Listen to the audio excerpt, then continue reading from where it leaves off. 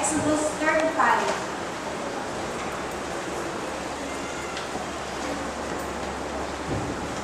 Gagawin po natin yung introduction ng Exodus 35 kaya verse 1 to 35.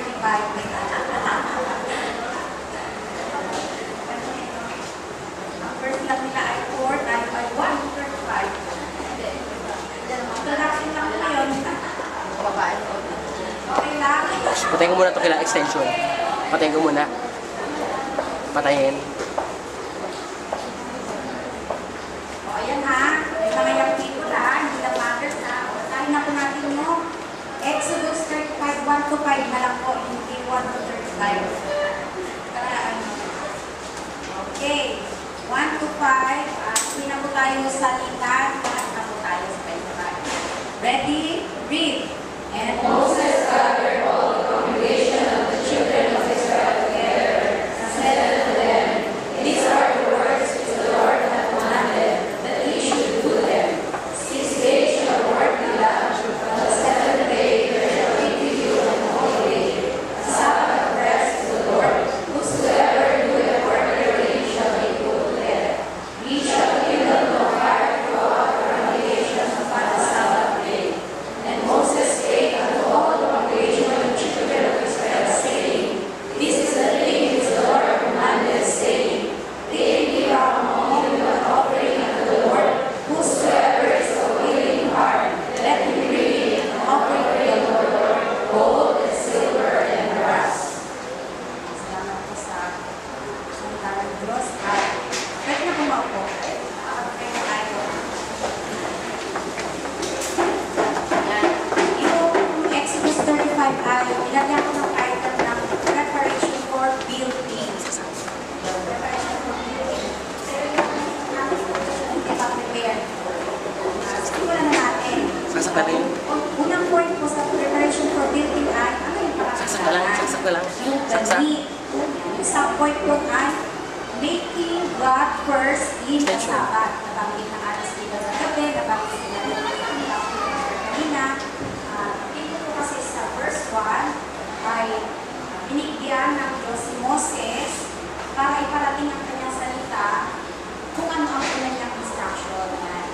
Kaya, mabasa natin dito verse 1 or verse 2 ang instruction ng Panginoon. Sabi ko dito sa verse 1 ay yan, nagtipon-tipon sila para makinig ng salita ng Diyos. At sa verse 2 sabi, 6 days shall work be done. Yan. Inistra ka agad ng Panginoon na 6 days tayo magtrabaho. Ibig sabihin, may pahinga. Yan. Yun po yung 7th day. Sinabi dito na gawin natin holy ang Sabbath. Yan. At ito rin yung sinabi dito, a Sabbath of rest to the Lord. Sabi niya ganun sa verse 2. At ito nga yung ginagawa natin sa panahon natin ngayon na meron tayong pagtitipon weekly. Hindi lang once a week na tayo, maraming beses. Ayan. Itong point natin na ito ay sasamahan ko na po na dahil nasa investment conference tayo, yung ito pa ng verse 1 and 2 ay ito na tayong application. Ayon sa survey application. Sa ibang bansa, sa United States, karamihan daw yung top 100 business leaders at saka mga businessmen ay 65% doon ay attending church weekly. Ayun. So, ibig sabihin, maraming Christians na entrepreneurs. Ayan. Yun po ang sabi ng nag-attend sila ng church regularly at ibig sabihin, nagtatithe sila. Mamaya magtatithe natin yung pagtatithe. Tapos, dito sa verse 3, tumapalit po tayo sa making God first in the Sabbath. Sinabi na huwag magtrabaho ng 6 days, pero gawin yung holy, yung Sabbath day. Ano pa yung isang utos niya? Sabi niya ay Dito sa verse 3 naman, ye shall kindle no fire throughout your habitations upon the Sabbath day. Ayan. Sabi niya, ano nga po natin, yung unahin natin ang Sabbath, magsindi ang apoy sa ating mga tahanan ay talagang utos ng Panginoon na hindi gagawin. At dito pa sa huling verse ng ating verse 2, may penalty ang Sabbath breaking. Ano yung nakalagay dito? Mabigat ito. Sabi niya, whosoever doeth work therein shall be put to death. Buti na wala na tayo sa Old Testament. Wala na tayo sa panahon na yun. Eh kung ngayon kaya, ay ipanukala ito. Yan. At yun nga, sabi, ni magpaningas ng apoy ay hindi yung pinayagan ng Panginoon. Kaya punta na po tayo sa kung ginawang making God first in the Sabbath ay making God first in the offering. Siyempre, pag pupunta tayo sa church, ay hindi po nawawala ito sa atin. The offering commanded by God, and it is an offering to the Lord. Yan. Ibig sabihin, yung offering kasi dito, labas na dito yung tithes, hindi dito pinag-usapan yung tithes. Offering lang. Kasi nga sa verse 5, sinabi dito na yung mga willing heart, yun.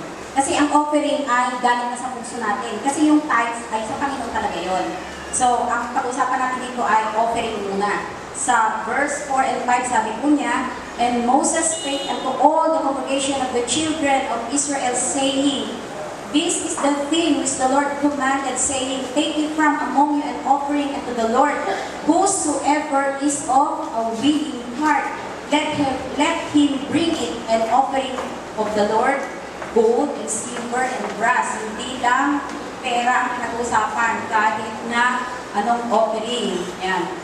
At sinabi po talaga niya dito yung sino yung willing heart. Yan.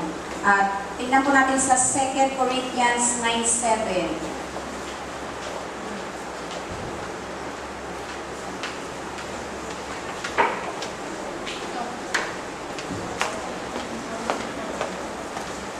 Sabi po sa 2 Corinthians 9:7, every man according as he purposeth in his heart, so let him give, not grudgingly or of necessity, for God loveth a cheerful giver.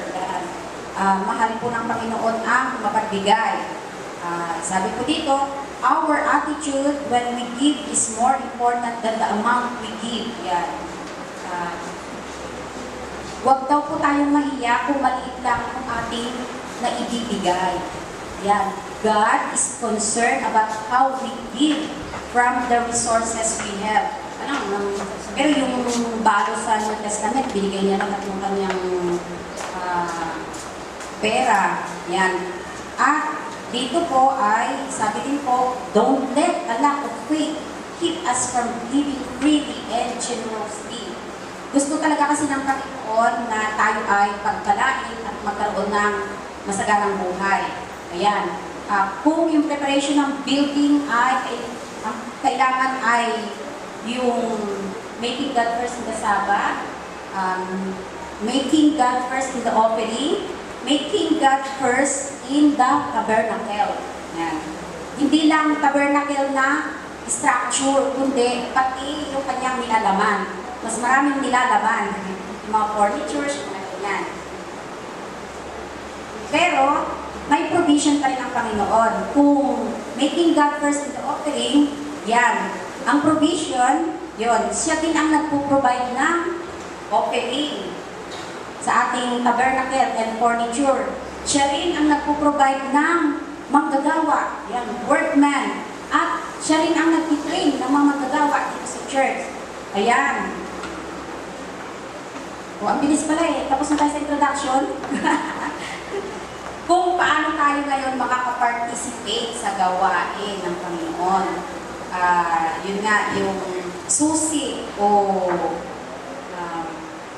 hirap po akong mag-Tagalog kasi po ako ay